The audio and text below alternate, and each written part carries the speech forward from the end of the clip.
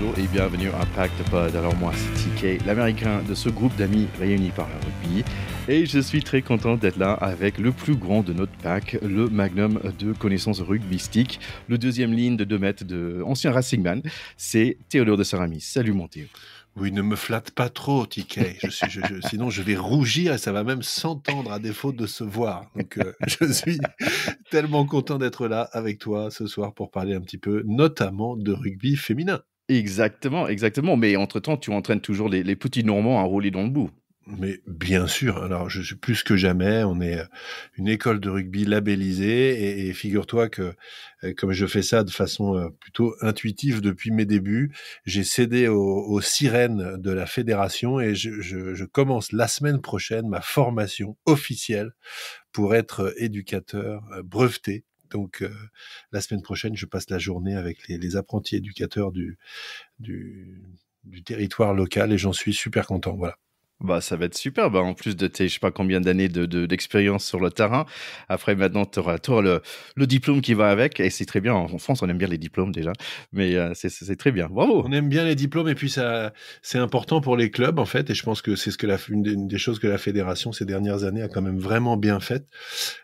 C'est voilà, sans parler de professionnaliser, mais en tout cas de rendre plus précis les qualifications qu'il faut avoir pour encadrer des petits sur le plan rugbystique, mais aussi certainement sur le plan de la pédagogie au sens large, du fait que par exemple au milieu d'une séance d'entraînement, ils ont besoin de couper, on leur met 5 minutes de récréation, ils tapent dans les ballons, ils courent dans tous les sens, des petites choses comme ça qui font que on est aussi dans les canons de ce qui fait qu'on est éducateur au sens précis du terme, qui peut et ça c'est transposable en fait quasiment à tous les sports. Donc je pense que Ouais. c'est ça aussi qui est chouette et qui m'intéresse. Ouais, bah ça, ça a l'air beau tout ça. Allez, aujourd'hui sur le menu, on va parler bien sûr de ce Coupe du Monde féminine qui se passe en ce moment à Nouvelle-Zélande. Et pour, en fait, si vous n'avez pas déjà écouté notre dernier épisode avec notre Wonder Woman, Linnea Corson de la rugby française, c'était l'épisode précédent, donc on a parlé de toutes les différentes poules et tout ça. Donc je vous invite d'aller écouter cet épisode. Après celle-là, bien sûr. D'ailleurs, Linnea qui est devenue consultante de Radio France, donc bravo à elle. Ouais, une belle évolution dans sa carrière aussi là, et c'est sympa de voir que aussi dans le rugby féminin, il y a des carrières de consultants qui s'ouvrent après les carrières sur le terrain, c'est très chouette. Ouais, et en plus, elle s'amuse bien en Angleterre. Allez la suivre sur les réseaux sociaux. Et pendant que vous êtes là, vous pouvez taper le petit like et suivi pour nous aussi, Pacte Potes. Allez, après ça, on va aussi parler du rugby à 13 parce que c'est aussi le Coupe du Monde en ce moment même du rugby à 13. Et donc, j'ai eu l'opportunité de parler avec un Australien, Tony Duggan, qui a une super expérience de rugby à 13. Donc, ça fait vraiment plaisir. Un Australien. Donc, les Australiens qui sont super forts au rugby à 13. Est-ce que toi, tu connais un petit peu? Je connais comme un Français, c'est-à-dire très mal. En France, le rugby à 13 est vraiment pas très populaire, à part dans la région de Carcassonne, de Perpignan, etc. Alors, mystère et boule de gomme, pourquoi est-ce que c'est là-bas que ça a pris?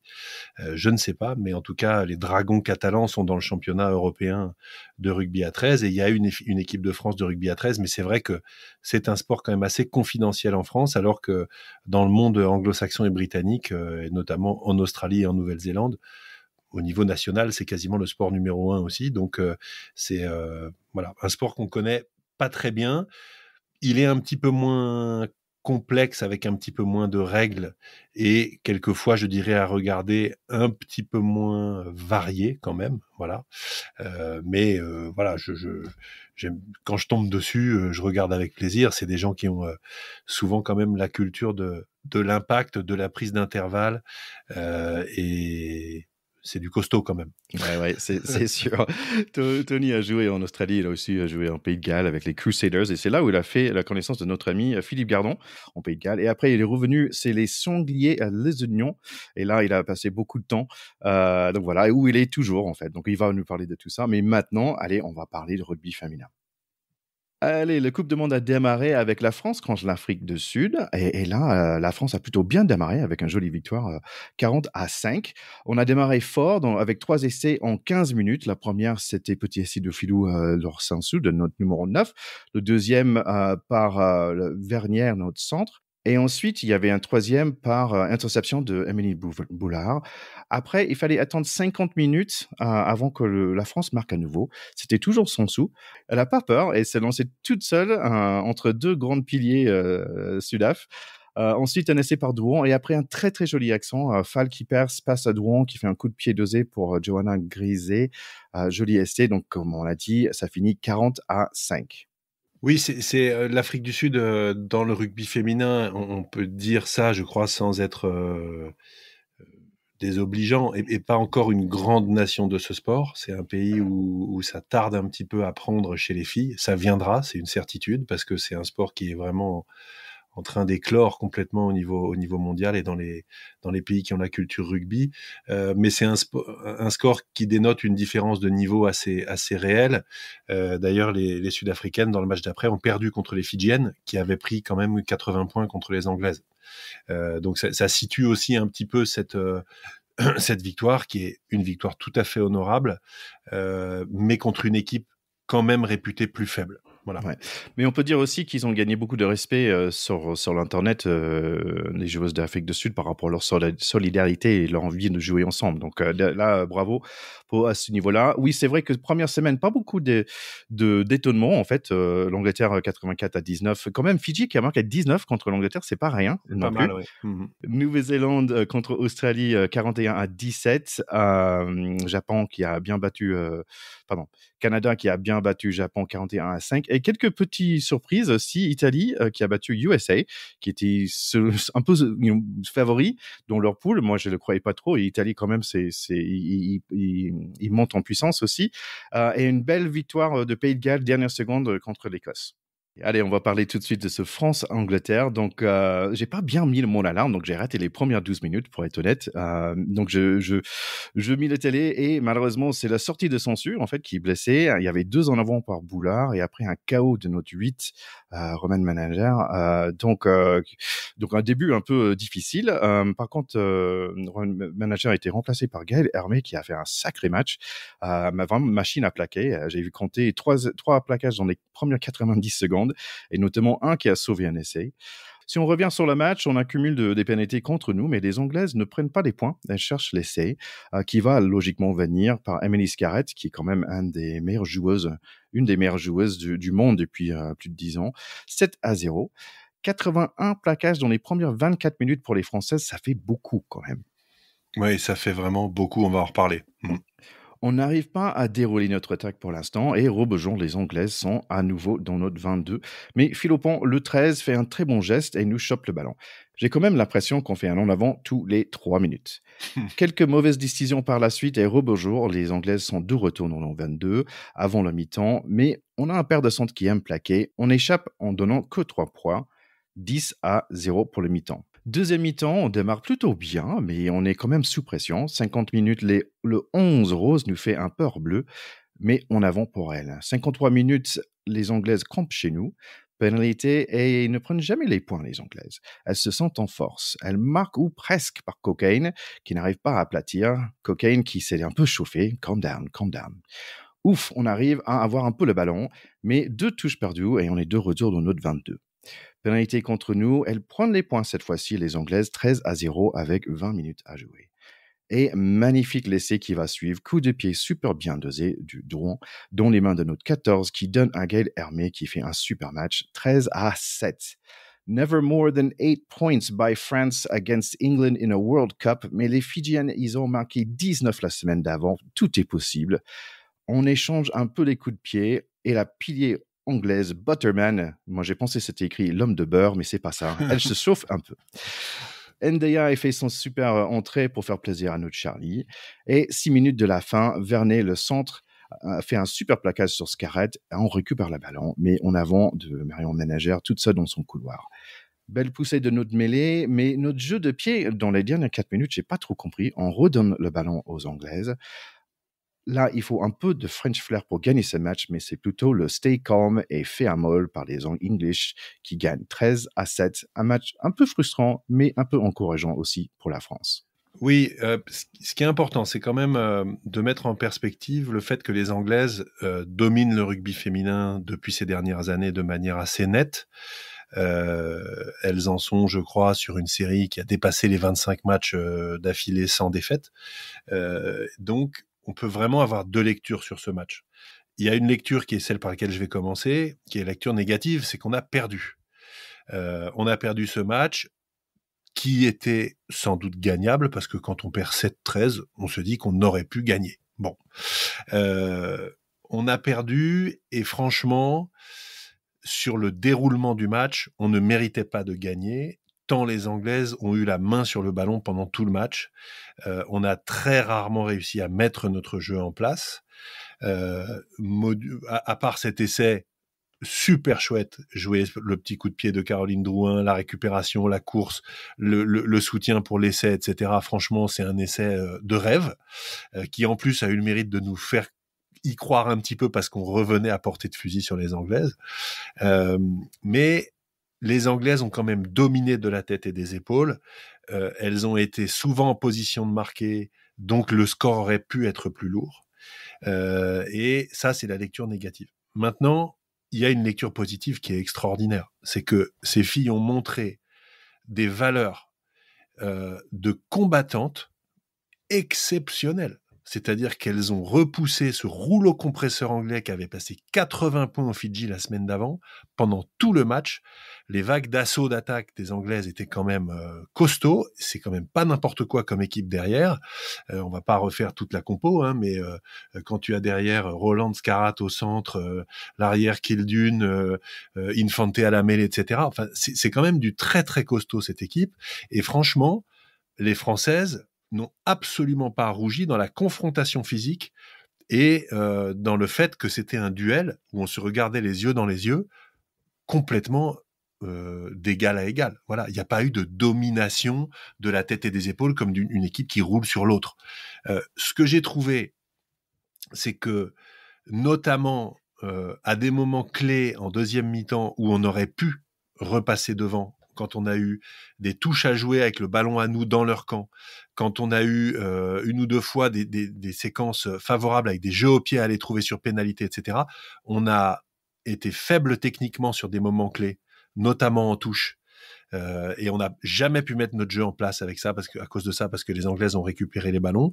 Et je pense que la débauche d'énergie incroyable qu'elles ont mise en défense ont fait qu'à ces moments clés, quand il fallait redescendre au calme, être serein sur ses bases, prendre le ballon, mettre son jeu en place et essayer d'aller marquer, on n'avait plus l'énergie pour faire les choses simples, tant elles ont été fantastiques dans l'engagement. Voilà mon feeling, en fait, sur ce match. Ouais, en fait, c'est marrant parce qu'il y avait, je trouve que tu parles de juste. Il y avait plusieurs fois où en fait, ils étaient dans notre 5 mètres et avant, on aurait pu dire bah c'est cuit quoi. Ils vont marquer et nos Françaises, ils ont vraiment pas laissé faire. Donc grand bravo à eux et notamment à notre 6 et notre 7. Donc c'est Mayan et Escurado, si je prononce bien. Je pense qu'ils avaient environ 24 plaquages chacun quand même dans le match. Donc Escudero et Mayence qui ont été absolument top. Et moi, j'ai quand même aussi un sacré clin d'œil pour Madou Soufal, la deuxième ligne, oui. qui est juste top. Alors, c'est vrai qu'on nous reproche souvent au Pack de Potes de toujours aimer les deuxièmes lignes, mais ok, Safi Ndiaye n'était pas sur le terrain, elle est rentrée, hein, mais Madou Soufal a fait un match d'enfer. Elle leur a fait mal aux Anglaises, elle a souvent pris des intervalles, elle a fait avancer. Je me suis intéressé à elle parce que je la connaissais pas trop, et figure-toi que son premier match international, elle l'a joué à San Diego, aux États-Unis, avec l'équipe de France. Donc j'ai pensé à toi quand j'ai vu ça. Ouais, en plus ma maman elle habitait San Diego. Moi sais que tu ouais, un peu de San Diego. j'ai travaillé dans 2 restos quand j'étais étudiant là-bas. Elle a joué là-bas contre la Nouvelle-Zélande dans un match délocalisé en 2019. C'était son premier match. Donc clin d'œil américain pour Madou Soufal. Et franchement, elle a fait un match d'enfer. C'est une deuxième ligne, fait 1m87, qui a un vrai physique de deuxième ligne chez les filles. Elle a fait un match formidable. Ouais. Bah allez, on les souhaite vraiment bonne chance pour notre 15 de France la semaine prochaine contre le Fidji. Ça va être le dernier match de poule. Allez, si on parlait... excuse-moi. Si on regarde le match qu'ont fait les Fidji contre les Anglaises où elles en ont pris 80, normalement, on devrait pas avoir de problème pour les battre en score. Quand on fait jeu d'égal à égal, 13-7, à une équipe qui a mis 80 points à l'autre, on devrait battre ces Fidjiennes. Ce que j'espère beaucoup, c'est qu'elles vont en profiter pour se reposer sur leur base, pour arriver à régler des séquences de jeu, des lancements simples pour se rassurer, et que dans les matchs de phase finale, progressivement, quand la compétition va avancer, elles arriveront à alterner la débauche d'énergie énorme qu'elles ont mise et les moments où elles arrivent à garder la tête froide pour avancer, passer la ligne et marquer cet essai de plus qui aurait suffi, parce que 13-7, elle marquait un deuxième essai, c'était 14-13. On y croyait quand même à un moment. Ouais, mais quand même, allez, on espère de les voir en finale, les Anglaises encore. On espère, bien sûr. Si on parlait rapidement des autres matchs de cette semaine, il y avait Scotland qui a perdu contre Australie, mais 14-12, de très juste. Donc ensuite, Italie a été battue par Canada. 22-12, donc Canada qui prend la tête avec deux victoires. Pays de Galles a perdu contre Nouvelle-Zélande 56-12, donc j'étais un peu étonné. Donc Nouvelle-Zélande retrouve vraiment leur aiseuse d'avant. Ouais, le Pays de Galles est une assez petite équipe, rappelle-toi, au tournoi Destination française, etc. Le Pays de Galles, faut pas oublier, c'est un tout petit pays, donc petit réservoir de joueurs chez les hommes où c'est un sport très dominant, sport jeune chez les filles, donc c'est une équipe qui a du mal pour l'instant au niveau international. Ouais, et donc Fidji, comme on avait déjà dit, a battu pour leur première victoire contre Afrique du Sud. Je suis quand même surpris que tu ne parles pas des États-Unis qui ont battu le Japon. I saved the best for last, man. 30-17. Donc quand même, les Américaines sont ils restent un peu dans le jeu. Quand même, je pense que les Anglaises, les Nouvelle-Zélande et les Canadiennes sont tous 2-0 pour l'instant. Donc voilà, les 3 des 6 qui vont passer pour la prochaine étape. Allez, on va parler tout de suite avec Tony qui va nous éclairer cette Coupe du Monde de rugby à 13 qui a déjà démarré avec plein d'essais. Et en parlant de plein d'essais, toi, t'as marqué combien d'essais, toi? Oh, mais moi, j'étais un serial marqueur, attends, avec les jambes de feu que j'avais, etc. J'ai joué à tous les postes. Non, tu sais, moi... il faut rester humble quand même. C'était pas trop mon rôle de marquer des essais. J'en ai marqué quelques-uns. Je me souviens d'avoir marqué un essai contre Toulon à Colombes avec le Racing qui était un beau souvenir. Je me rappelle aussi d'avoir marqué un essai à Tarbes une fois où on avait été gagné à Tarbes et c'était marrant parce que l'autre deuxième ligne, mon copain Christian de Petré, qui était un joueur roumain qui jouait avec moi, avait marqué un essai aussi et le middle le lendemain avait mis que c'était un doublé de moi. J'avais trouvé ça assez salaud pour lui. Mais ils avaient confondu les deux deuxièmes lignes. Et puis, je vais te dire un truc que je dis pas souvent, mais allez, je le dis à nos auditeurs. J'avais joué avec le Racing un match contre le Stade Français dans une compétition qui a disparu, qui s'appelait la Coupe de la Ligue. Et à une époque où on faisait jouer les unes contre les autres, des équipes de Pro D2 et des équipes de top 16 à l'époque, je pense, qui avaient un écart de niveau énorme, un écart d'effectifs énorme, etc. Et nous, on avait envoyé une équipe un peu B, moi j'y étais avec quelques autres, mais franchement, c'était un match galère pour nous et on y allait, on avait pris 100 points. Et en fait, parce qu'il y avait grosso modo coup d'envoi essai, et nous on avait mis la B, et l'article le lendemain du middle disait le Racing a envoyé la B, pourquoi pas les cadets pendant qu'on y est, enfin bref. Et on avait perdu donc un truc du genre 103 ou un truc comme ça à 14. Et ben figure-toi que c'est moi qui avais marqué les 2 essais. Donc la seule fois où j'ai fait un vrai doublé dans toute ma vie, on a pris 100 grains. Voilà. Donc tout ça me fait dire que le rugby est toujours une école d'humilité. Bon, écoute, la raison que j'ai posé la question, parce que Tony, avec lequel on va parler là juste après, c'est un très bon exemple, c'est un serial marqueur. Lui, il a marqué 163 essais dans sa carrière.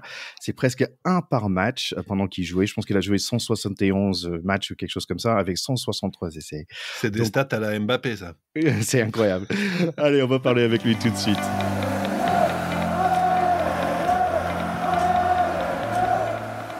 Alors, nous sommes super contents d'avoir avec nous un spécialiste du Rugby League, de rugby à 13.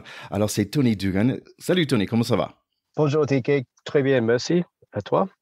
Super, merci. Je pense que tous nos écouteurs vont être super contents parce qu'on n'a pas un accent anglo-saxon, mais deux, parce que toi, tu es d'Australie. D'où tu viens en fait? Tu viens d'où exactement? Je suis de la campagne en Queensland, donc ça c'est le nord d'Angleterre, pas le nord d'Angleterre, le nord de l'Australie. Mes parents, ils ont eu une ferme à 3 heures ouest de Brisbane, donc j'ai grandi dans la vraie campagne, oui. Ouais, ok. Un ferme de quoi?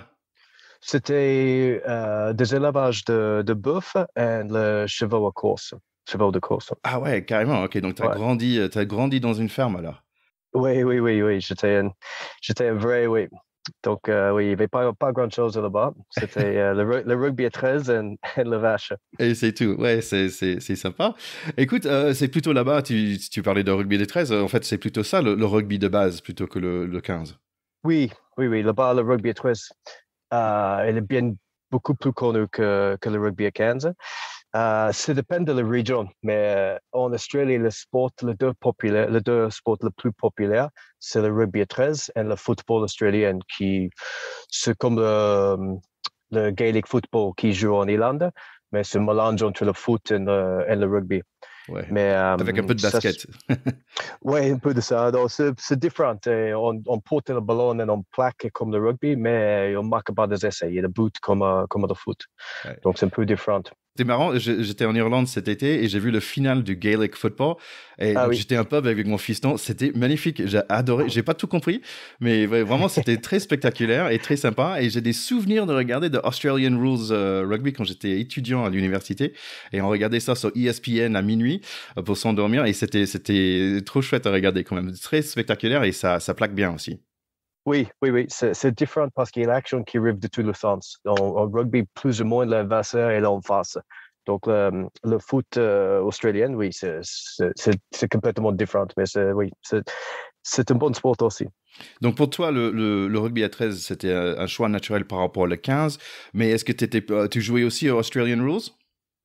Petit peu, juste très peu dans l'école, mais pas plus que ça. C'est vraiment la région en Australie. Dans la campagne comme ça, il n'y a pas beaucoup de villes, il y a beaucoup d'espace entre les villes, donc il n'y a pas beaucoup de sports à choisir entre. Donc, dans notre région, la campagne ouest de Queensland, c'est le rugby à 13. Donc, ma famille, ils ont toujours joué le rugby à 13. Et là-bas, les écoles publiques, plus ou moins jouent le rugby à 13 et les écoles privées jouent le rugby à 15. Donc, nous, on était école publique, donc on est parti pour le 13. D'accord. Et en fait, tu disais c'est un sport régional et j'ai l'impression que c'est la même chose en Angleterre aussi, où c'est plutôt le nord de l'Angleterre qui joue à rugby à 13 et c'est la même en France aussi, dans le sens que c'est vraiment que dans le sud que ça se joue. Oui, c'est plus ou moins ça. En Angleterre, il y a un cercle, il y a comme un périphérique qui s'appelle le M62 et plus ou moins toutes les équipes sont 100 km, un radius de 100 km. Et ici en France, c'est l'Occitane. La plupart des équipes, ou le cœur de rugby à 13, c'est l'Occitane. Qui est quand même des petits régions par rapport à, on va dire, on va parler après du World Cup et c'est marrant que ça reste assez régional dans ces pays différents. Et donc toi t'es devenu joueur professionnel. Est-ce que tu savais que tu voulais toujours être joueur professionnel? C'était un rêve de petit garçon? Oui, depuis toujours. Peut-être pas le premier match qui était un peu difficile, mais après ça, oui, c'était toujours mon rêve. Oui, et j'ai eu la chance, j'étais professionnel, je suis parti pour Londres à 17 ans, et j'ai pris la retraite à Lézignan à 38 ans, donc Ouais. 21 ans de carrière professionnelle dans plusieurs pays, donc non, j'ai vraiment eu la chance avec ma carrière professionnelle, c'était super. Et pourquoi alors t'es parti de l'Australie pour jouer? C'était pas le plan, mais c'était la première année de la Super League en Angleterre. Et c'était pendant la guerre de deux fédérations en Australie qui était le nouveau Super League et l'ancien qui s'appelait le Rugby League australienne. Pendant un an, la Super League, on a signé pour une équipe qui était affiliée avec la Super League et finalement, la Super League n'a pas démarré. Donc, quand j'ai 17 ans, ils nous envoient à Londres parce qu'avec la première année de Super League en anglais, pardon, il y avait besoin de créer les équipes de juniors. Donc, on est parti pour Londres pour jouer là-bas.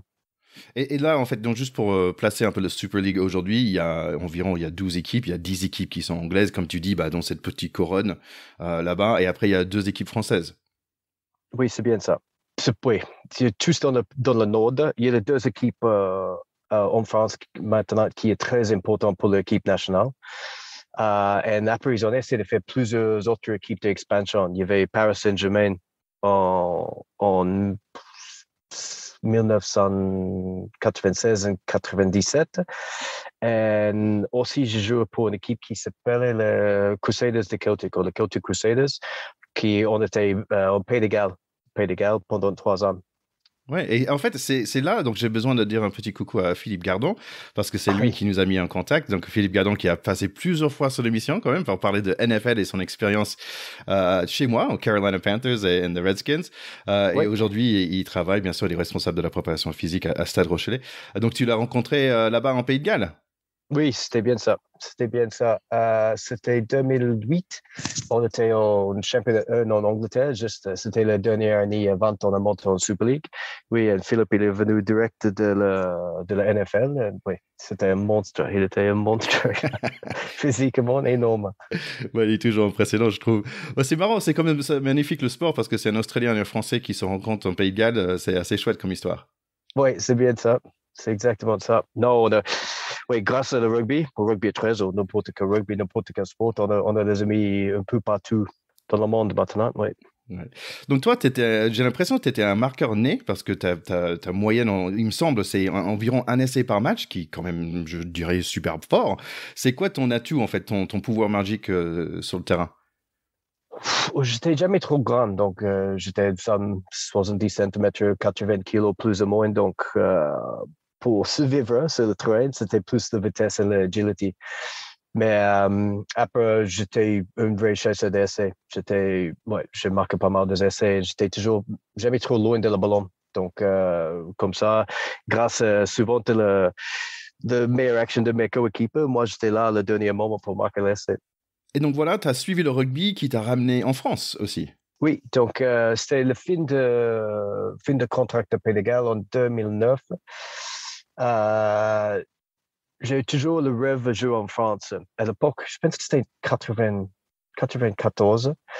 À la bonne époque, l'équipe australienne, une fois par 4 ans, ils ont fait un tour d'Europe. Ça s'appelle le Kangaroo Tour. Ils ont passé 3 mois quand ils ont joué contre toutes les équipes de Super League, Grande-Bretagne, en France.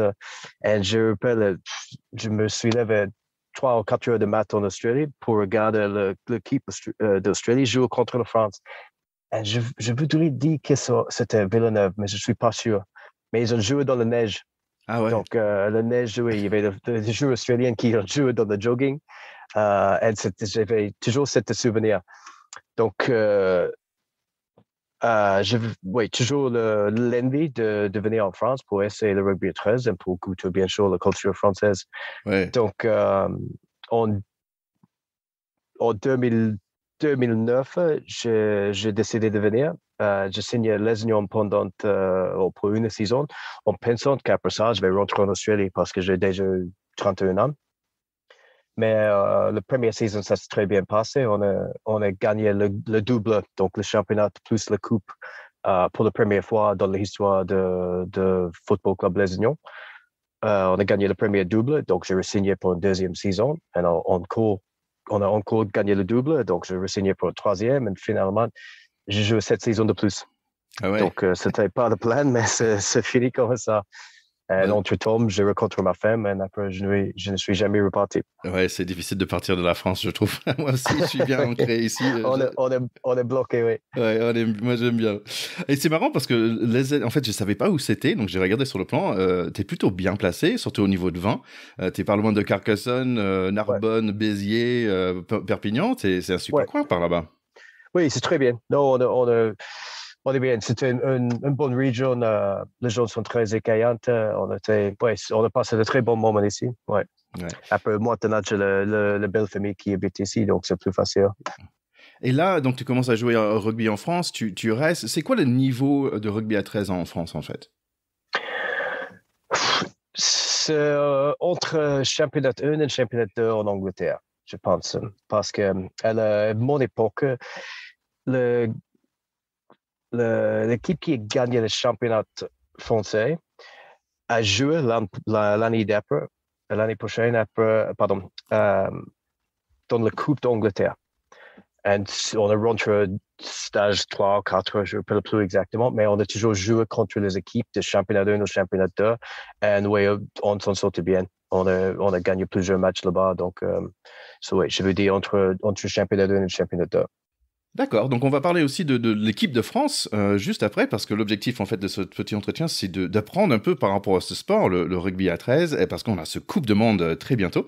Donc est-ce que tu peux me parler un petit peu de ce sport? C'est quoi les différences entre le rugby à 13 et le rugby à 15? Bien sûr, 15 jours et 13 jours, ça c'est la première chose, mais le 3-4 c'est plus ou moins pareil. Souvent c'est le mêlée, parce qu'en rugby à 13, le mêlée c'est pas contesté. Ok. L'équipe avait le ballon, gardait le ballon, entre guillemets. Donc, ça, c'est un plus gros parti. Mais en général, c'est la vitesse de jeu. En rugby à 13, il y a beaucoup moins de temps avec le ballon mort. Donc, c'est le jeu sur la vitesse et sur l'endurance. Donc, on veut garder le ballon en jeu, entre guillemets, pour que l'autre fatigue en face, pour après on peut exécuter le plan de jeu. Et en fait, au niveau des points aussi, c'est quand même pas mal différent parce qu'un essai, c'est 4 points, transformation, c'est 2, c'est beaucoup de petites règles comme ça qui sont assez différentes en fait. Oui, il y a ça. Et un le point le plus différent, c'est le drop. Parce qu'en rugby à 15, c'est 3 points. Donc, on cherche souvent le drop, mais le 13, c'est 1 point. Donc, c'est moins intéressant. C'est vraiment juste si le match, on fait rarement le drop pour essayer d'avancer le score. On fait juste si on est égal pour gagner le match. Ouais. Et en général, ça marque quoi? 4-5 essais par équipe par match, on va dire? C'est 24 ou 27, c'est que ça? Ouais, quelque chose comme ça, ouais. Donc, il y a moins de drop, il y a moins de penalty. Il y a des penalties, bien sûr, mais c'est plus des essais, oui. Ouais, et j'ai vu aussi, ça m'a étonné parce qu'il y a un 40-20, parce que nous, on a eu le 50-22 là en rugby à 15 récemment, et en fait, peut-être ça vient du 40-20, parce que la même chose existe chez vous. Oui, ça existe. Il y a des 40-20. Maintenant, je pense qu'en Australie aussi, je pense pas pour la Coupe du Monde, mais dans la NRL, il y a des 20-40 aussi. Donc, c'est l'inverse. Donc, après, il y a quelques petites règles qui sont différentes. Par exemple, ouais, non, c'est pas pour la Coupe du Monde, je pense. Mais ici, on fait un drop de plus que 40 mètres, c'est 2 points à la place de 1. Ah ouais, okay. Mais ça, c'est dans le championnat australien. Les tests, peut-être pour la Coupe du Monde prochaine, on verra. Ouais. Je pense que le plus grand différence, c'est comme il n'y a pas de rock, il n'y a pas de grattage. Mais quand même, après un plaquage, vous restez toujours sur le joueur en train de le plaquer par terre, le pousser un petit peu. C'est quoi ce truc? Ça dure 2 secondes. Pourquoi vous faites ça? La ligne défensive, il faut retraiter 10 mètres. Donc, si le tonneau fait trop vite, la ligne défensive, elle est toujours, on recule toujours.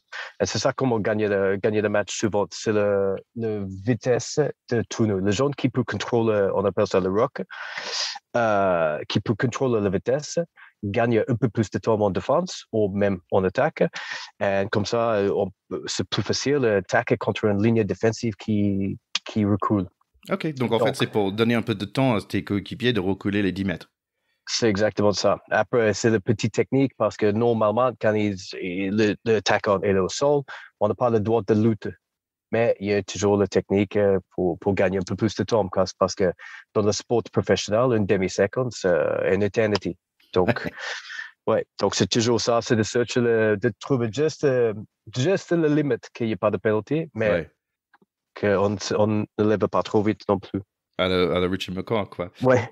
Bon, il y a un truc qui semble un tout petit peu au foot américain. En fait, c'est vous avez 6 fois pour porter le ballon avant que ça revienne à l'autre équipe. C'est comme en foot américain. Nous, on a 4 fois. Donc ça me parle en tant qu'Américain. Donc, normalement, ça dépend d'où on récupère le ballon en tant que la stratégie pour le chaîne qui arrive. Mais si on est bien dans notre ligne d'essai, de route, on démarre avec 3, 4, 5 tournois très faciles.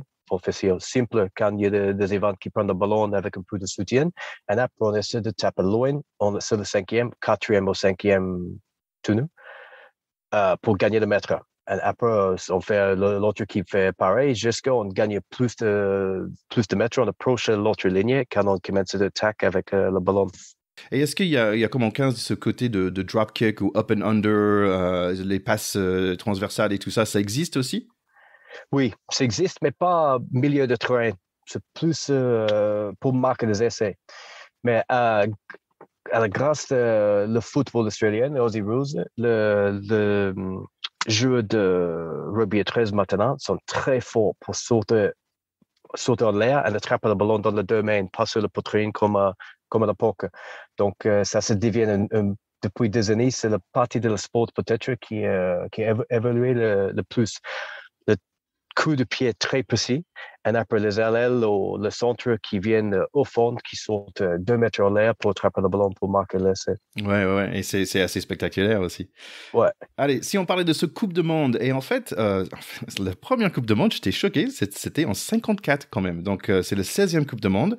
54, ça fait loin par rapport à la France. Ouais. Par rapport à le 15, c'était 87.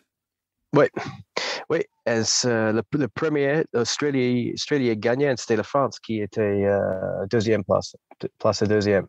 Et je pense que c'était notre meilleur score, on va dire, parce qu'on n'a pas fait mieux depuis. Non, je pense que vous avez perdu le final. Perdu le final en 54 et en 68. D'accord. Donc, deux fois, vous avez fait un final. Donc, non, mais le Coupe du Monde de rugby à 13, ça existait, oui, pour plus longtemps. Je ne sais pas si c'est parce que c'était professionnel plus tôt ou je ne sais pas exactement pourquoi, mais... Et qui alors sont les grandes équipes, on va dire, côté hommes et côté femmes dans ce sport, les grandes nations de 13? Pour des hommes, depuis des années, il y avait 4 équipes qui étaient capables de gagner quelque chose, plupart les 3. Il y avait l'Australie, qui depuis 54 on a perdu le final en 2008, mais pas que ça, ils ont été vaincus à chaque Coupe du Monde. Donc, l'Australie, c'était normalement l'équipe plus dominante, mais c'est un peu différent en ce moment depuis le Covid parce que l'Australie n'a pas joué depuis 3 ans, l'équipe de l'Australie. Donc, c'est un peu différent, on verra, mais normalement, en tant que classement mondial, l'Australien était premier, peut-être deuxième avec le Nouvelle-Zélande. Ensuite, il y a le Nouvelle-Zélande et l'Angleterre. Le Nouvelle-Zélande, c'est le seul autre pays qui a gagné une Coupe du Monde, comme je viens d'expliquer, en 2008 contre l'Australie. Et après, il y a l'Angleterre qui était pas loin, mais ils ont pas encore arrivé à gagner. Après, la France. La France était dans le meilleur 4 nations. Depuis, il y avait un tournoi de 4 nations qui, je pense que ça n'existe plus, mais pendant des années. Et c'était le premier 4, l'Australie, Nouvelle-Zélande, l'Angleterre et la France. Mais depuis quelques années, il y a le Tonga qui monte en puissance de fou. Parce que ce sont les joueurs qui viennent des îles qui sont doués physiquement, mais maintenant ils sont entraînés ou éduqués dans le système australien. Et depuis 4 ans, ils ont battu tout le monde.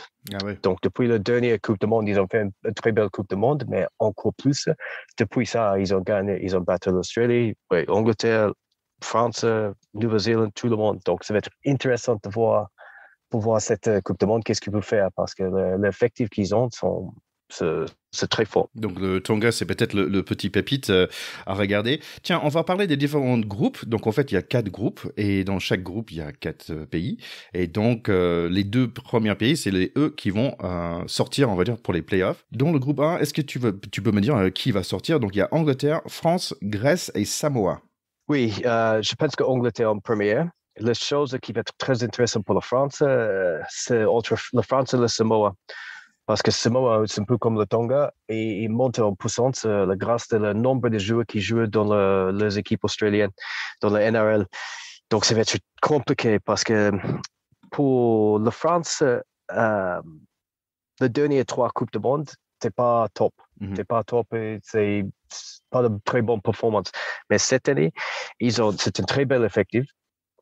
Et en plus, il y a les 2 équipes qui jouent dans le Super League anglais. Donc, comme ça, tous les joueurs sont de nouveau de minimum de la Super League. Dans l'effectif, il y a un joueur qui joue pour une équipe dans l'Elite 1 en France, et il y a 2 joueurs qui jouent pour des équipes en le championnat anglais, et tous les autres sont des joueurs de Super League. Donc ça, c'est la première fois depuis longtemps. Je pense que la dernière Coupe du Monde, il y avait peut-être 10 joueurs qui étaient choisis de l'Elite 1 français. Donc, c'est pas l'effectif cette année, ça va être beaucoup plus fort. Mais le Samoa aussi, c'est un bon effectif. Ils ont 5 ou 6 joueurs qui viennent de gagner le finale de NRL en Australie avec le Panthers de Penrith. Et ça va être un bon test. Hein. Donc, je pense que l'Angleterre va sauter en première.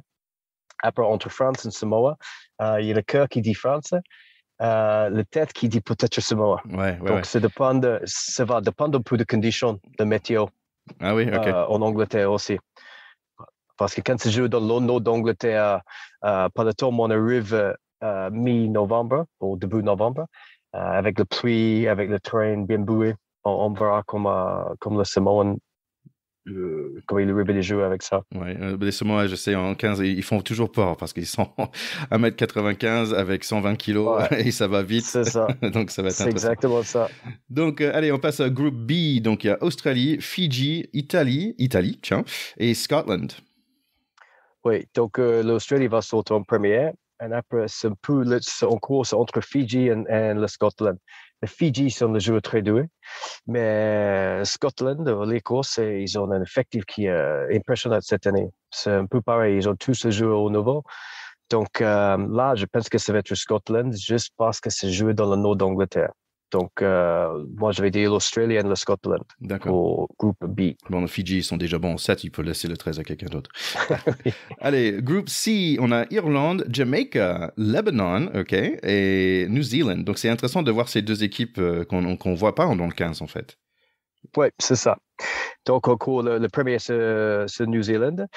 Après, ça va être entre Irlande et Lebanon. Irlande, les deux sont très bien. La différence, Irlande, c'est le joueur de l'hémisphère du Nord, et Lebanon, ils ont plus part de les Australiens avec l'héritage libanais. Donc, Donc, je suis allé au Liban il y a un mois pour faire un stage de préparation avec son équipe nationale. Et de Liban, il y a 4 joueurs qui viennent avec le squad. Mais tous les autres sont de l'Australie. Donc, ils ont beaucoup de joueurs qui jouent dans la NRL, le très bon joueur. Donc là, je vais dire Nouvelle-Zélande et Lebanon. Ah ouais, c'est intéressant. Je suis curieux de pourquoi ce sport est tellement connu là-bas, en fait. D'où vient ce niveau, ce bon niveau? De Liban? C'est parce qu'après la deuxième guerre mondiale, il y avait beaucoup de Libanais qui sont partis pour l'Australie. Après, quand ils ont intégré dans la culture australienne, et ils ont commencé à jouer le 13. Et en ce moment, on peut jouer pour le pays de nos grands-parents. Ah ouais. Donc, si c'était ses grands-parents qui sont partis pour l'Australie, ils peuvent toujours jouer là-bas. Donc, c'était plus ou moins des Australiens qui ont demandé de faire pour mettre une équipe dans la Coupe du Monde. Il y a, je ne me rappelle plus c'est quelle Coupe du Monde. Mais pour faire ça, la Fédération de Rugby 13 dit oui, il y a que de soucis, mais il faut démarrer un championnat en Liban. Donc, ils ont démarré un championnat. Il y a un championnat en université, après un autre. C'est très bien. Quand je suis allé là-bas, j'étais étonné de comment ils ont passionné, comment ils ont adoré le Rugby 13. C'est super intéressant, en fait. Donc, c'est une vraie histoire de grands-parents. C'est une histoire de 50 ans, en fait, qu'ils sont là. C'est super intéressant. C'est ça. Oui, les joueurs avec l'héritage qui sont intégrés, qui donnent le système australien. Mais après, au Liban, oui, il y a des gens qui sont passionnés, qui trouvent comme il faut pour essayer de monter le niveau tout le temps. Donc, c'est très bien de le voir. Pour le voir, je suis content de le voir dans la Coupe du Monde. Ouais. Donc là, on parle d'un petit pays et en groupe D, il n'y a que des petits pays. Il y a des Cook Islands, il y a Papouasie-Nouvelle-Guinée, Wales et Tonga. C'est vraiment que des très petits pays. Oui, mais pas que le Tonga. Parce que là, le Tonga actuellement, je pense qu'ils ont, dans le classement mondial, je pense qu'ils ont 3e. Donc, le Tonga, ils vont sauter facilement. Après, Papouasie-Nouvelle-Guinée et Cook Islands, ça, c'est kiff-kiff. Pour moi, c'est 50-50. Le Papouasie-Nouvelle-Guinée, il y a plus de joueurs de Papou qui jouent en Australie, mais le Cook Islands, ça va être un bon effectif aussi. Donc là, je vais dire Papouasie-Nouvelle-Guinée. Mais Tonga va sauter en premier, c'est sûr.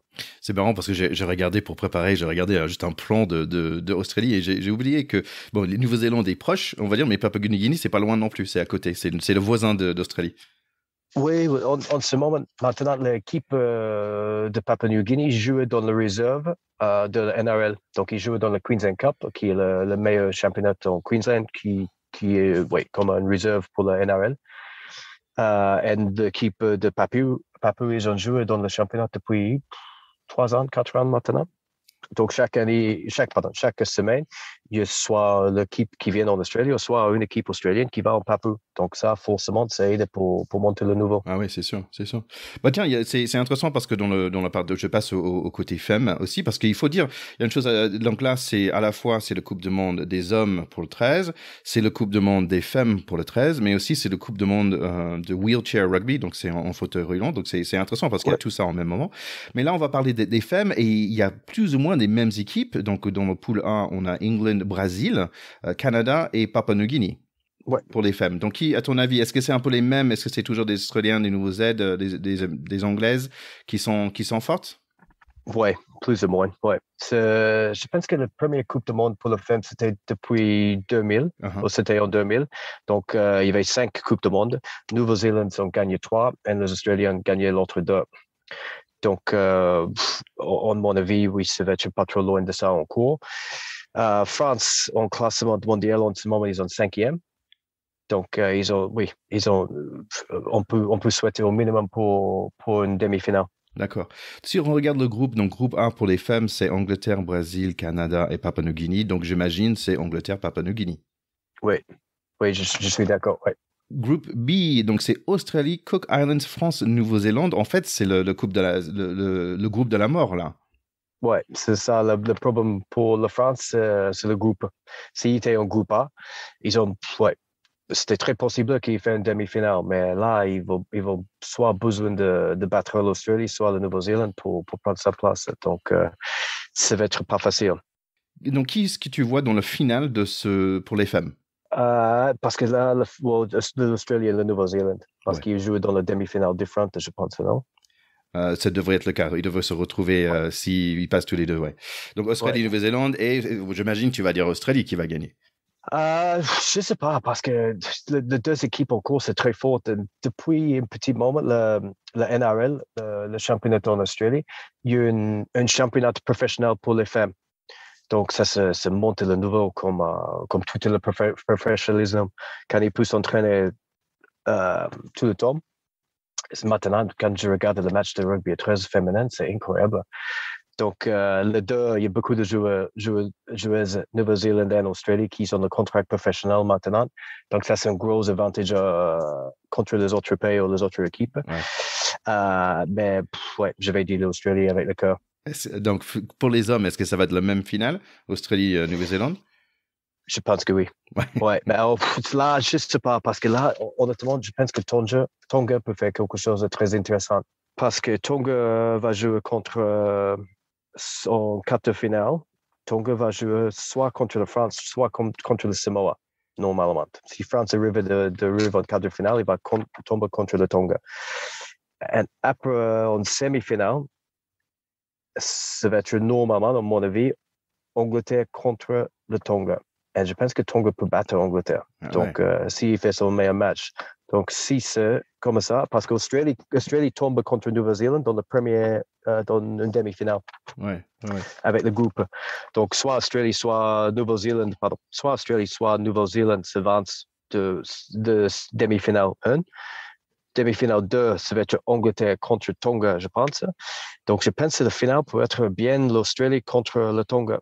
Ouais, c'est chouette parce que ça me donne envie de regarder tout ça, déjà de voir nos équipes françaises, de redécouvrir un peu de ce sport parce que j'ai regardé 2-3 matchs dans ma vie, donc ça c'est intéressant de plonger dedans. Mais aussi cette histoire de Lebanon, de Tonga, de Papua-Nouvelle-Guinée, ça donne vraiment envie. Si on parlait rapidement wheelchair rugby, je sais pas si tu connais un petit peu ou pas. Une chose avant une chose je peux dire, c'est que pour nos chers écouteurs qui nous écoutent, il y a une chaîne qui s'appelle Dans l'intervalle sur YouTube. Ils ont fait un super documentaire sur l'équipe de France de wheelchair rugby et il me semble que l'équipe de France, en fait, c'est le numéro 1 mondial pour l'instant. C'est exactement ça, oui. Il y avait 3 Coupes du Monde en wheelchair rugby et la France, ils ont gagné les 2. Donc, ils ont gagné le dernier et le 20-dernier. Et c'était même, le wheelchair rugby a été inventé par un Français. Ah ouais. Donc, ouais. Donc, en 2004, ça existe depuis 2004. Première Coupe du Monde en 2008. Et oui, j'ai discuté il y a quelques semaines avec le manager de l'équipe de France. Uh-huh. de wheelchair rugby et oui, ils sont en forme pour la Coupe du Monde. Ils pensent qu'ils peuvent gagner encore. Ils espèrent qu'ils peuvent gagner encore. Allez, juste pour les poules, on a Australie, Angleterre, Irlande, Espagne, dans le pool A. Donc j'imagine ça va être Australie, Angleterre. J'imagine, mais je suis pas trop au courant, pas que l'équipe de la France, je connais pas trop l'équipe d'Australie ou l'Angleterre non plus. Donc, ouais. Après, ouais, j'imagine, oui. Après, pour groupe B, c'est France, Écosse, USA et Pays de Galles. Mais je pense que les Américaines, je les vois pas dans nos World Rankings. Donc, je pense que ça va être la France et peut-être la Pays de Galles. Oui. Bon, écoute, je te remercie beaucoup pour toutes ces lumières sur ce sujet. Franchement, c'est un sujet que je connaissais pas, donc c'est toujours un plaisir d'apprendre quelque chose de nouveau et toujours un plaisir de rencontrer quelqu'un de nouveau aussi. Où est-ce que les gens peuvent te suivre, Tony? Si vous me retrouvez sur Instagram, c'est Tony Duggan Training. TonyDugan Training. Oui, et c'est vrai que tu es un coach sportif et tu fais ça online. Donc, et j'ai vu des photos de toi et c'est impressionnant pour un mec de plus de 40 ans. Tu as toujours, comment ça s'appelle ça, le truc là, de tableau de chocolat? Le six-pack. Oui. Le tableau de chocolat. Tableau de chocolat en français, oui, c'est ça. Moi, j'ai un peu de Nutella, mais bon. En parlant de ça, de chocolat, toi, tu es plutôt pain au chocolat ou chocolatine? Dans le sud. Le sud, c'est chocolatine, non? Oui, donc, je pense. Moi, je suis pain au chocolat. Oui, moi, je suis plus pain au raisin. Ah bon, moi, franchement, je suis abricotine, moi. Moi, c'est mon préféré. Ah ouais, c'est le meilleur. Hein. C'est le petit truc avec. Ouais, c'est comme un croissant aux abricots, c'est super bon. À essayer. Entre tous les abdos que tu fais, tu manges un petit abricotine, je te le conseille. Bon. Tom's en pommes, je fais pas de mal, ouais. Écoute, un vrai plaisir de te rencontrer. Allez, tout le monde, allez le suivre sur Instagram, Tony Duggan Training, et contactez-le si vous avez envie d'avoir votre propre tableau de chocolat. Merci d'être là avec nous pour parler de ce rugby à 13 et bonne Coupe du Monde. Merci beaucoup, c'était un plaisir. Alors, mon Théo, est-ce que tu te sens prêt pour suivre le 13? Mais bien sûr, je suis chaud, ça me donne envie, honnêtement. C'est un sport que je connais mal, mais il faut dire aussi qu'à notre décharge, il est très peu diffusé en France. On n'en voit presque jamais à la télé. Donc, c'est difficile pour nous d'être experts, mais ça donne envie, absolument. Ouais, et ce que j'aimerais aussi, c'est qu'une fois, Thierry, on découvre le OC Rules. Mais ça, c'est une autre histoire. Ça, bon, je vais demander à Tony la prochaine fois qu'on parle. Allez, donc on souhaite un bon chance à notre équipe de France de féminine à 15, notre équipe de France de féminine à 13 et masculin à 13. Et en plus, l'équipe de wheelchair rugby, en fauteuil roulant. On est super match, super Coupe de Monde à vous tous, les 4 équipes de France qui jouent en ce moment, 4 équipes de France de rugby. Donc c'est un moment assez incroyable. Oui, alors là, c'est vrai que 4 équipes de France en même temps, avec un ballon ovale, c'est un peu du jamais vu. Donc, on va essayer de suivre tout ça avec attention. Ouais, en parlant de suivre, allez nous suivre sur les réseaux sociaux et on se voit très bientôt pour notre prochain épisode. Allez, ciao, ciao. Salut à tous, bye bye.